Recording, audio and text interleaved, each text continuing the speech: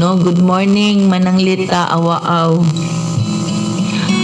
Imo bang nasultihan, no? Nasultihan baka ninyo si Pastor Louie, o man siya gahapon naka-attend. Praise God, no?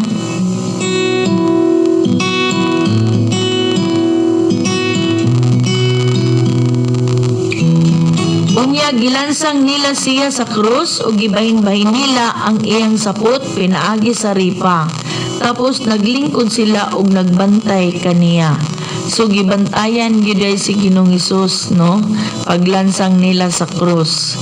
So gilubong ikaunom makato siya nga bersikulo makaigsunan na ato nabilong sa hang-on at tree anang gilansang na siya gibitay na sa krus. Karon mata sa ikaunom, buried in the tomb of a rich man. So, giandaman siya glubnganan tipon sa mga kriminal. Gilubong siya uban sa usa ka dato bisag wala siya makabuhat og dautan o makasulting bakak. Grabe naman gyud gihapon ang iyang pagsakripisyo. Gibunal-bunalan, gipapasan sa krus o gilansang sa krus.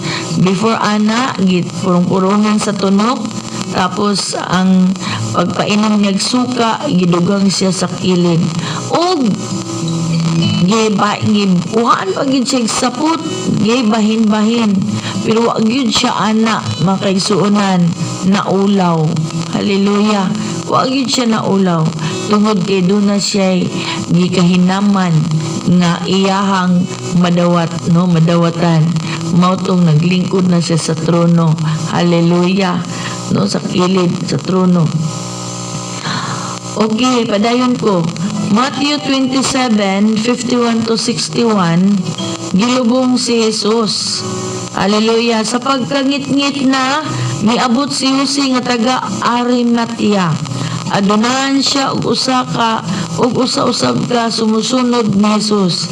Miadto siya kang Pilato og ipangayo niya ang lawas ni Jesus. Ug mimando si Pilato nga ipahatag kini kaniya. Busa gikuha kini ni Jose ug giputos niya sa usa ka bag-ong habol nga lino. Gipahimutang niya kini siyang kaugalingong lubnganan nga bag-o pa lamang gilungag diha sa usa ka dako kaayong bato.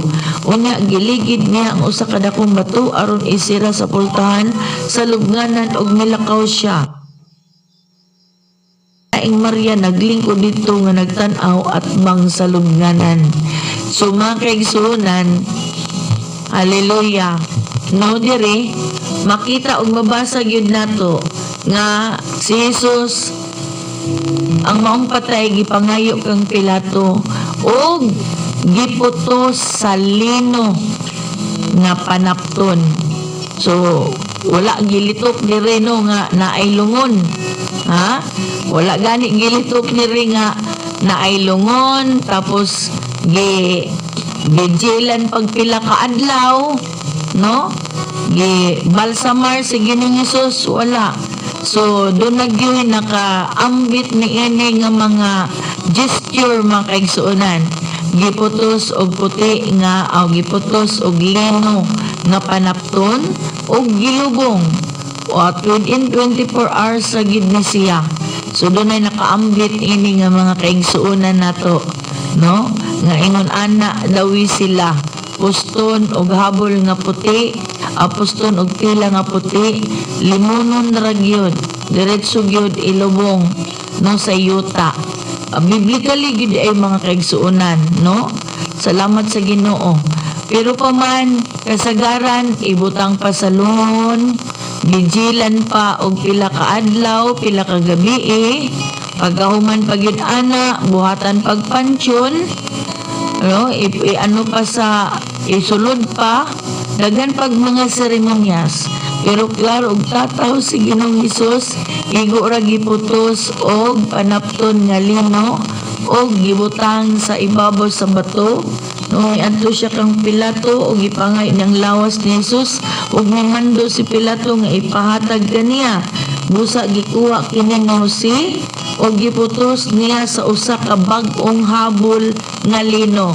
So biblical no bag-ong habol nga lino, walay gibutang unsay kulura. Gipahimutang niya kini sa iyang kaugalingong lubnganan nga bag-o pa lamang gilungag diha sa usa ka dako kaayong bato. Unya giligid niya ang usa ka dakong bato aron isira sa pultahan sa lubnganan ug milakaw siya. So busa mga kaigsunan, niya si Maria Magdalena ug ang laing Maria naglingkod dito nga nagtanaw at bang sa lubnganan. So ikapito na tama kaigsunan, resurrected. Mao ni ang pagkabanhaw ni Ginoong Hesus, wala siya nagpabilin nga patay. No? Salmo 16:10, kay gipanalipdan mo ako gikan sa gahom sa kamatayon, nag-alagad ako kanimo nga matinumanon, busa aw nag-alagad ako kanimo nga matinud-anon, busa dili mo ako itugyan ngadto sa kalibutan sa mga patay. So buti pa sabot, wala siya gitugyan sa amahan sa mga wala, busa dili mo ako itugyan ngadto sa kalibutan sa mga patay. Buti pa sabot, wa siya nagpabiling patay. Hallelujah. Gibanhaw siya mga kaigsunan. Matthew 28:1-10. Do 5-6 lang ang atong basahon. Unya, ang anghel miingon sa mga babae, ayaw kamo kahadlok. Nasayod ako nga nangita kamo kang Hesus nga gilansang sa krus. Wala na siya dinhi. Nabanaw siya sumala gayod sa iyang giingon.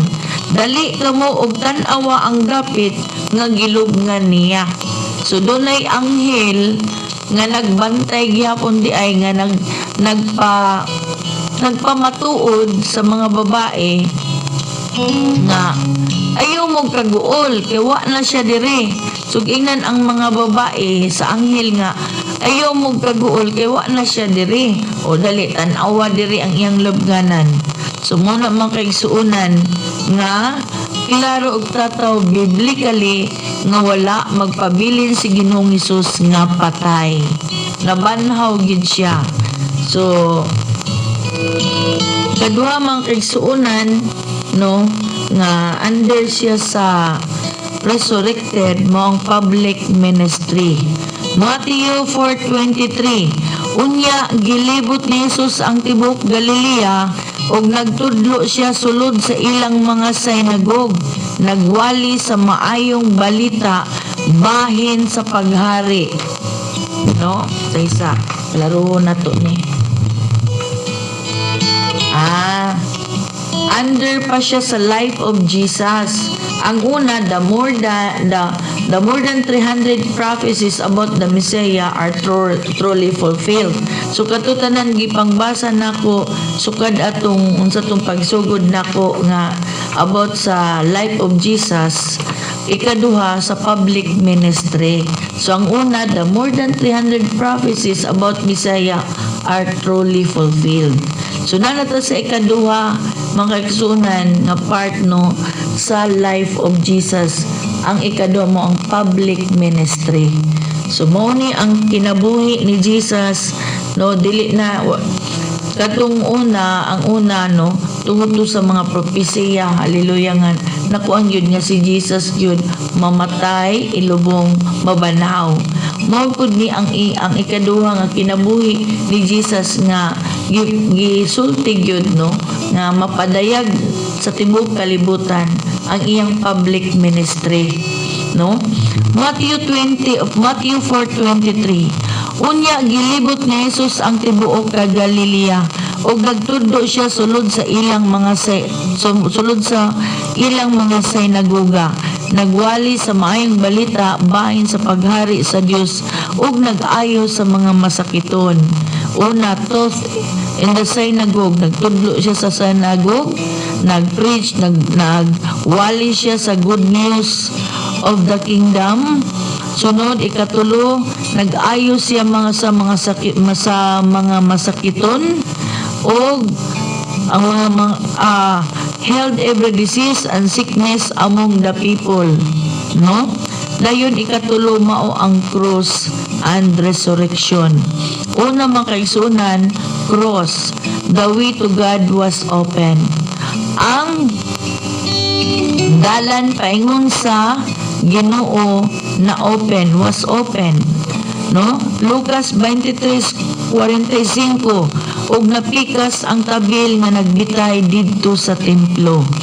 Mga Hebreo 10:19-20, busa mga igsuon, may hingpit kitang kagawasan sa pagsulod sa labing balaang dapit, pinaagi sa dugo ni Jesus.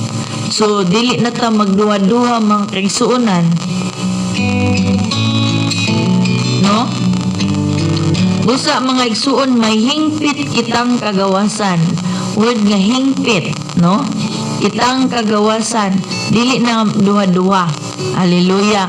Wala na pagpanuko, kundili kuan gid kaayo nga hingpit na kitang kagawasan.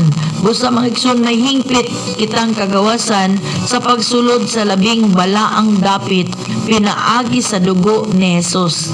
Sa una mga igsuonan, dili gid ka kanang dili ka mangita og lamp bitaw nga patyon isip ihalad murag maswap ba ang lamp na mo inahimong makasasala, ikaw katusaw na every year. Tuhod ginuman naman si Ginoong Hesus namatay dito sa krus tungod kay gipaka makasasala siya, gidala ang atong mga tanan, no, mga kalapasan, mga utang, pa ang libro sa utang gipapas niya mga kaigsuonan, tanan gibuntog niyang tibok kalibutan. Grabe gyud nga pabor. Hallelujah. O garon mga kaigsuonan, another sa iyang life nga makita nato nga mo ni ang life ni Jesus. Kaya na sa life ni Jesus mao ang pagsagubang niya sa mga pagsulay, paglutos hantod niabot siya sa kamatayon. Kani mao po ni ang laing tampi sa iyang kinabuhi, no, mao na ang iyang public ministry. Wa siya nagpuyo sa usa ka dapit, busy kay siya sige pagpanudlo.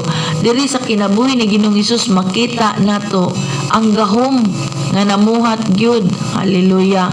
Ang gahom ni ipakita niya nga walay lisod pag naa si Jesus Christ atong kinabuhi. Wa gyud lisod, walay gutom, pinaagi sa atong pagtuo. Muna nga gipakita niya nga matinuongon ta dapat, numusalig ta dapat kaniya. Dako gyud mahimo ang Dios atong kinabuhi. Muna mga kaigsunan, no, dito sa the way to God was open. Mao tong isa nga pamaagi no nga the way to God was open tungod sa krus mga kaigsuonan, no. Busa mga igsuon, may hingpit kitang Hebreo 10:19-20. Busa mga igsuon, may hingpit